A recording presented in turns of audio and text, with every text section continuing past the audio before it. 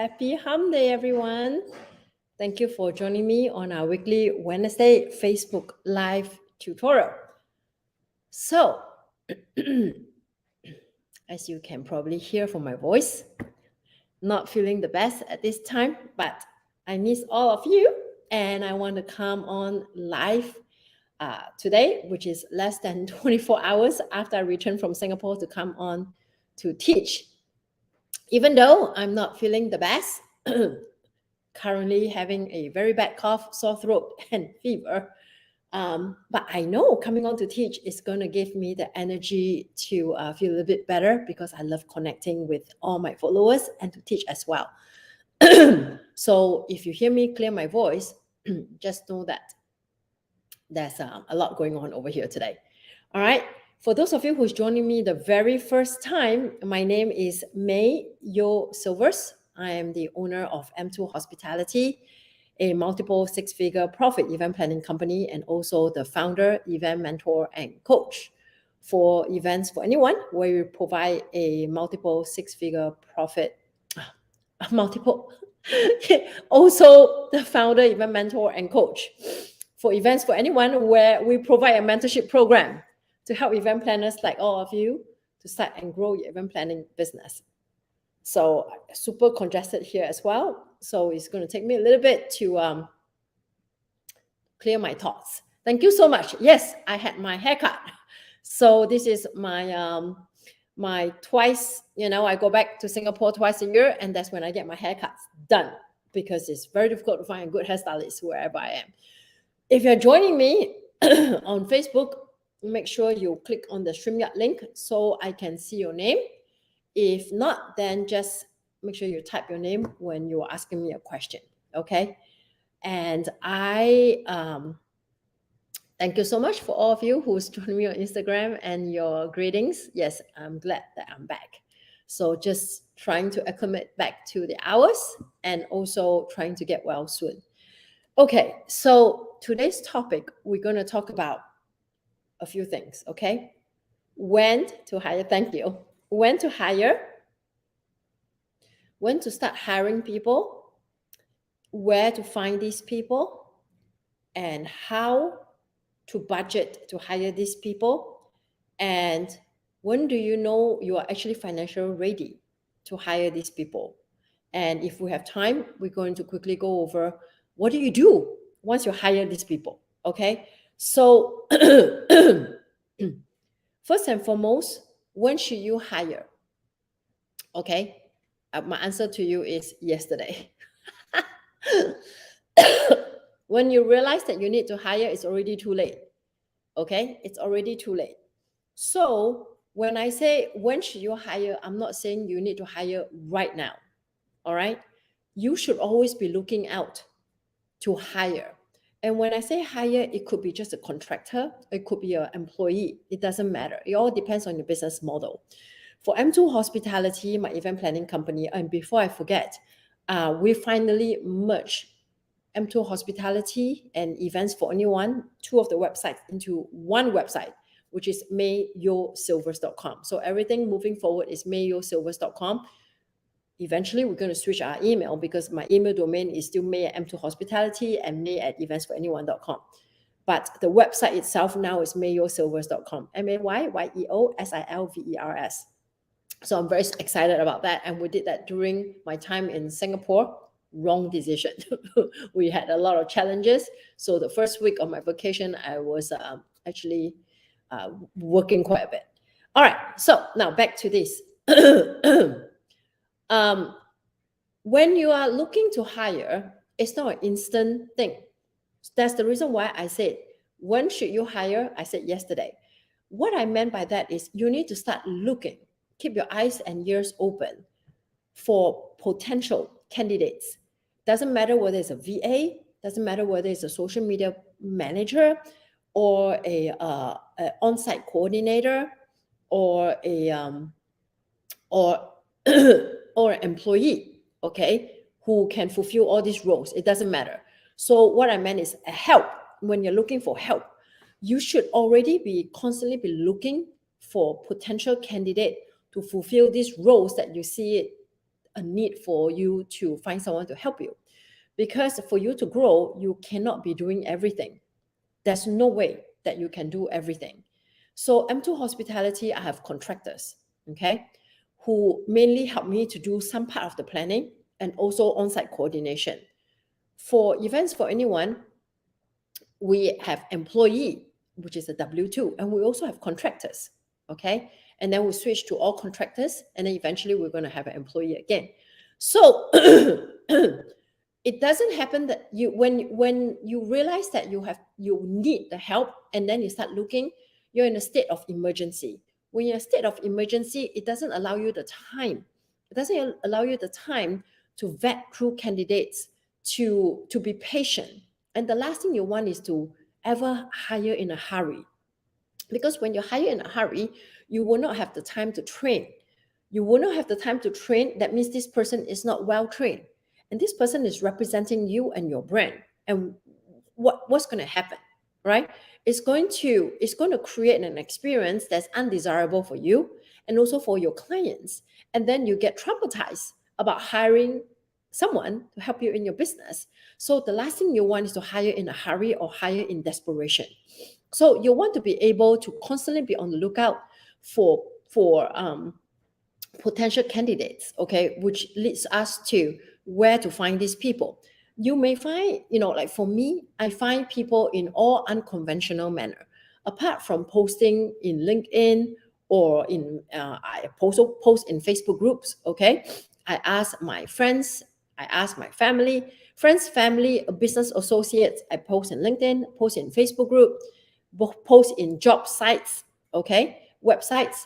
I also, in fact, a lot of my hires are through referrals and also through me experiencing these people, seeing how they have worked.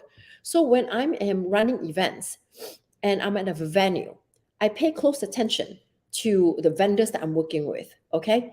The venue coordinator, my my vendors who's helping me to put the event together. And then even the servers from the venue, the caterer, okay? So all the people who are frontline workers, in the sense that they have client-facing responsibility. So I observe how they work with me, and I also observe how they handle my events and my clients. And a lot of times, I am extremely fortunate to be able to find help by observing these people, and then I strike up a conversation with them, and I ask them about what do they want to do in life, right? Are they happy doing whatever they're doing right now? Do they want to do more freelance work? So I maintain communication. I follow them on social media. So I continue to scope them out, okay? So I have the luxury of time to see their personality and to see how they work. And then I put them in my contact list, that I know when I need help, I can reach out to them. And I tell them what I do. And I tell them that on and off, I need help.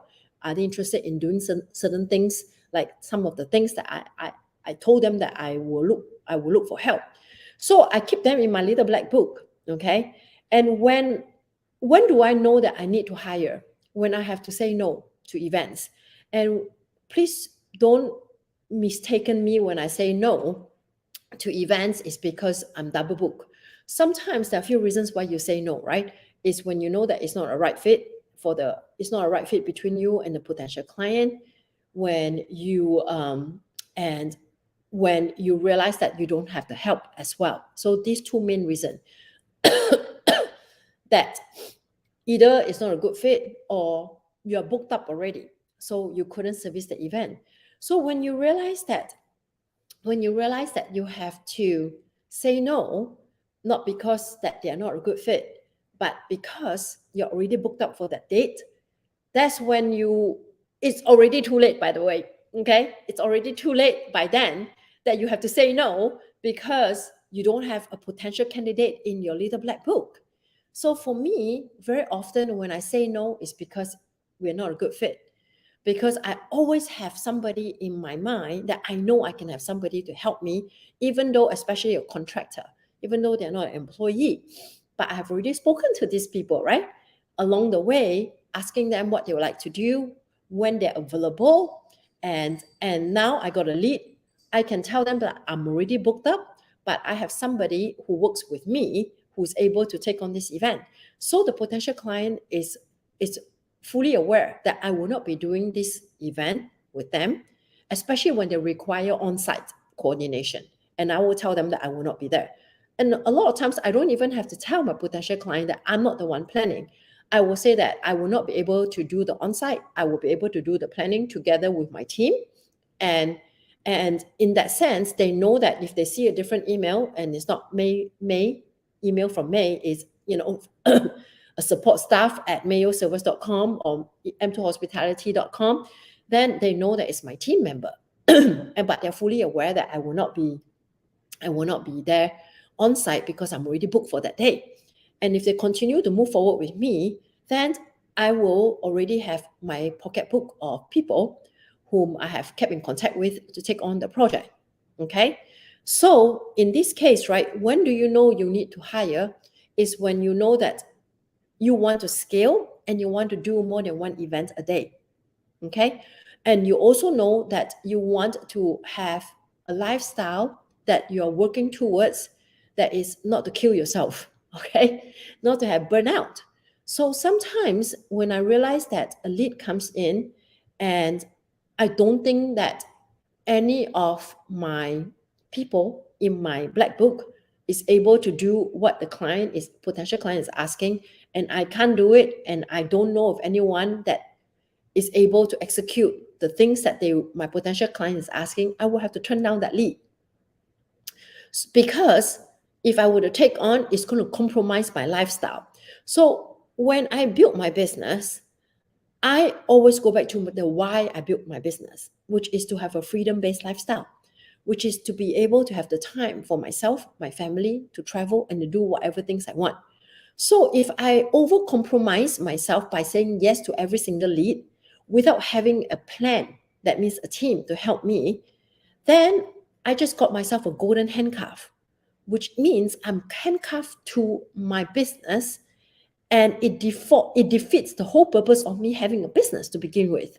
So many of the new event planners fall into this trap that they are not able to go back to why they want to have a business, and they get themselves so involved in the business, especially the day-to-day operation, that they are unable to extract themselves from the day-to-day operation, and hence they are unable to go on vacation, take time out to attend their children's recital, school activities, or for themselves, because they have this mindset that no one can do it better than me.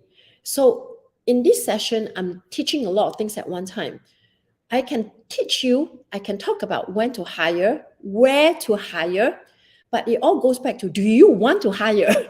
Do you want to hire someone?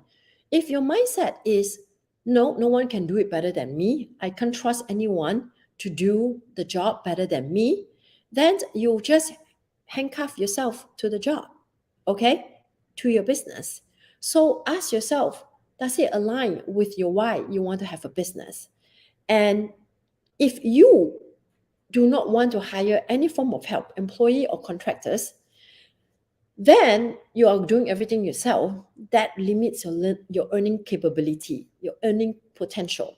You have a ceiling, your profit ceiling income, okay? Sorry, income ceiling.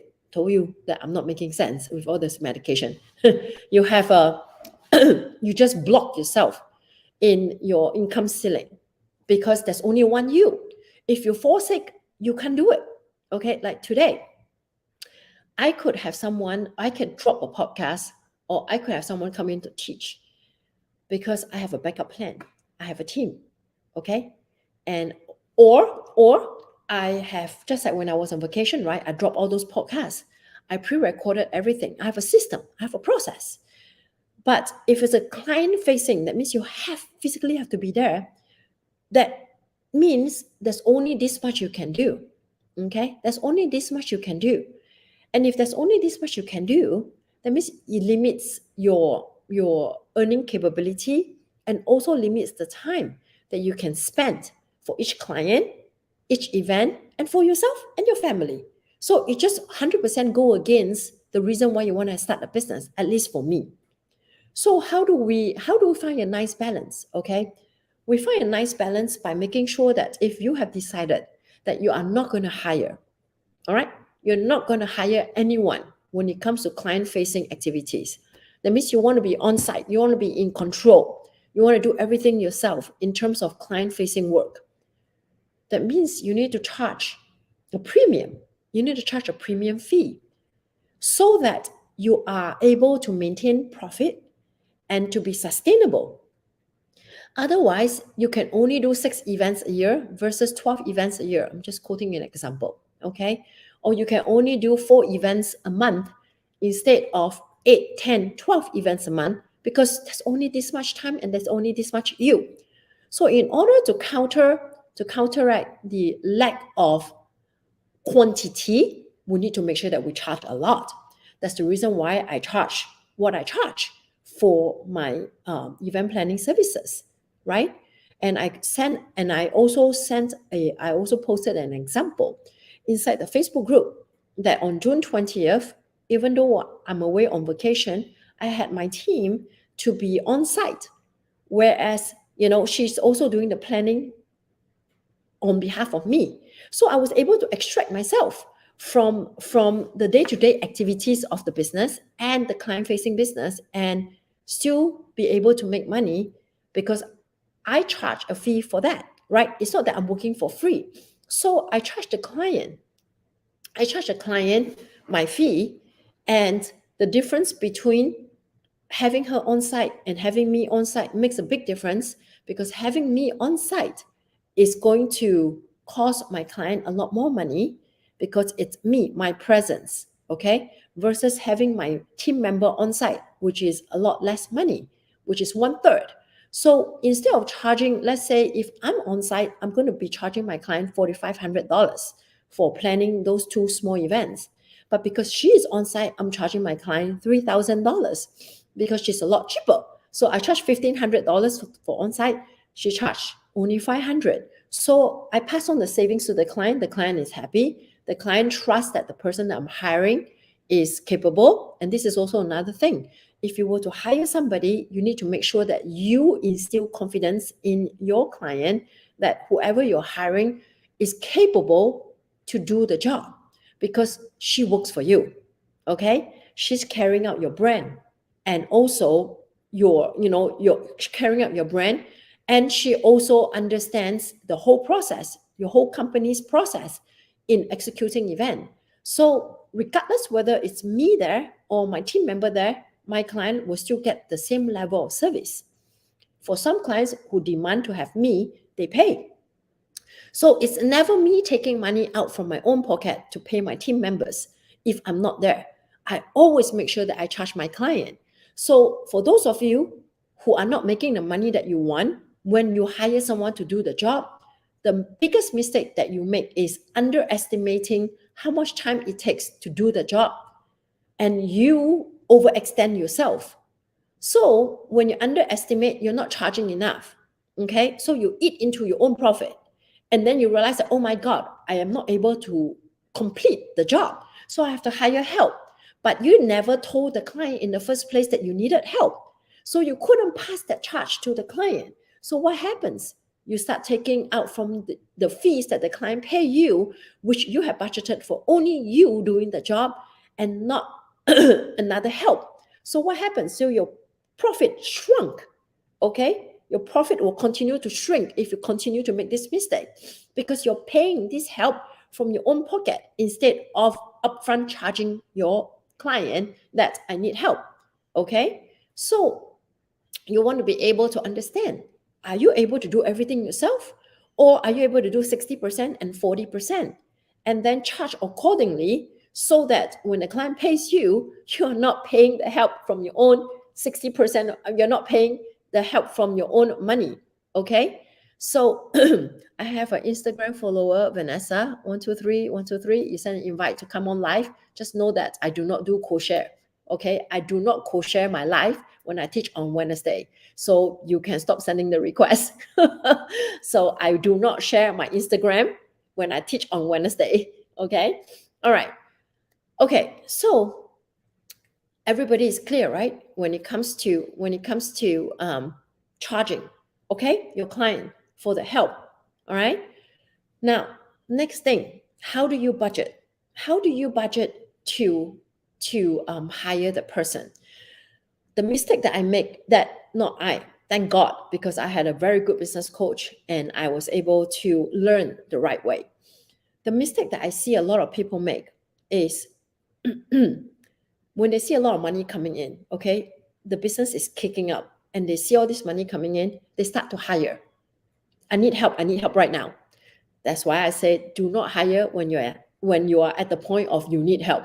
You need to start budgeting, start looking, okay, before to the point that I need help. So when I hire someone, I first and foremost know that I need this position. And I ask myself, when do I need to hire this position realistically? When the answer is now. But can I afford to hire this position at this time? And look at my finance, okay? If you're thinking that, oh, there's money coming in, I can hire, then the answer is wrong. Because if you don't know your finance well, you may have enough money to only hire for 1 month, 2 months. So for me, and that's the mistake that a lot of people make, they were able to hire for 1 month, 2 months, 3 months, and then realize that the business is not keeping up in terms of bringing in the revenue to sustain this help. So what happens? You got to let go of the help and then back to square one, okay? Even though the help is very, very good. So the two ways that I do this when it comes to budgeting is if I know that I need to hire a contractor, okay? If I know that I need to hire a contractor, let's say a social media manager, and I know that I need this person for 6 months at least, okay, if not perpetually, then I need to make sure that her salary, if let's say I pay $2,000 for this person, okay, a contractor, to handle all my social media, I need to make sure that whatever revenue that I am bringing in every single month is able to pay my business expense, okay, my business expense, exactly. This is, hey, Helen, thank you so much for joining me. Helen wrote, she used to be inside our program, right? She graduated, 6-figure entrepreneur now. So you need to be financially, mentally, and need basis ready, okay? So when I know that there's a need, I'm ready, I need it, okay? And I also mentally, thank you so much for prompting me, Helen, I also need to be mentally ready to let go, to delegate. Okay, what are the tasks that I need to delegate?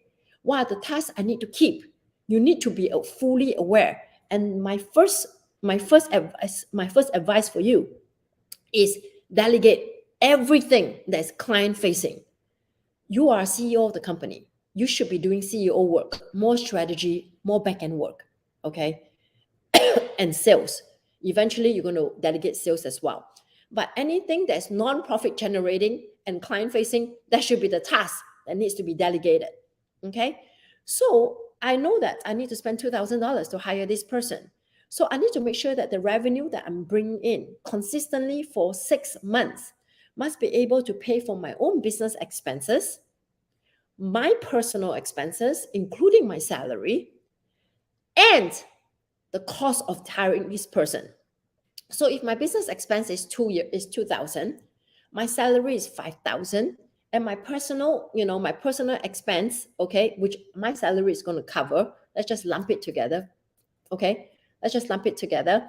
And I want to have a profit, let's say $2,000 every month. Let's just hypothetically speaking, business expense is $2,000. My salary is $5,000 that will cover all my personal expense. And I want to have a profit of $2,000. That means I need to make sure that I have at least $9,000. But I need to add on $2,000 more for the social media person. Okay. So that means I need to bring in $11,000 every single month in terms of revenue for 6 months, so that I know I can sustain this position. Okay. So if there's a record that I'm able to do it for consistently for 6 months, I know I can hire this person because that $2,000 that I've been accumulating for the 6 months, that's a reserve that I'm able to pay this person. Okay. Now, what's the next step after that? When we hire this person, okay, especially a salesperson, we need to make sure that whatever this person is doing, I have delegated for them, okay, the time that's free up, I'm able to go generate more revenue. Number one, okay? If this position is not a sales position, it's a position that's non-profit generating, okay, a VA work or whatever, that means the time that she free up for me, 40 hours, 60 hours a month, I should be able to use these 60 hours to go generate more revenue, not just to cover the $11,000, okay, which include her cost, but I need to be able to generate a lot more. So the company is consistently making a lot more profit.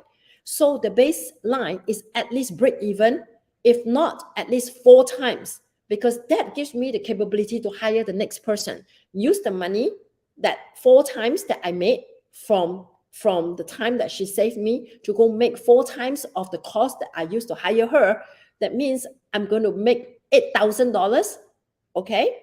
So $2,000 to cover her. The $6,000 is going to be used to be able to create profit for the business and to invest back into the business by investing in another software or hiring another person. So this money is able to float the next person and you repeat the cycle. That's exactly what you need to do. This is what we teach inside our top tier of our Unstoppable Eventrepreneur mentorship program, Empire Builders. How do we do that? I break down the formula. Okay, this topic is it's a big topic. We'll not be able to finish within 30 minutes, but this gives you a general idea what needs to be done. So I hope today you'll be able to understand a better understanding how to budget. Okay, having a lot of money coming in at one time for your business is a good month. Doesn't mean that you're ready to financially hire. You need to make sure that you have enough, you're booking consistently at that revenue level to be able to hire that person. Otherwise, it's a disservice to you and it's a disservice to the other person who either quit their job to work for you or they turn down a job to work for you, and then after that they're not able to continue to do the job with you for the next month, second, third, fourth month because of your poor financial planning. All right. Thank you so much for giving me your time today. I need to go teach inside our mentorship program. It's just our month-end accountability call. So I hope today you have gained some insights. Sorry about some of the words that didn't come out right. Again, I'm under medication. And but I love to teach, and this has actually given me some energy to continue for my next call. I will see all of you again next Wednesday, 12 p.m. Eastern Time Zone, where I will be talking about how your passion for your craft could be killing your profit. Okay? All right. Thank you so much, everybody. Have a great rest of your week. Bye.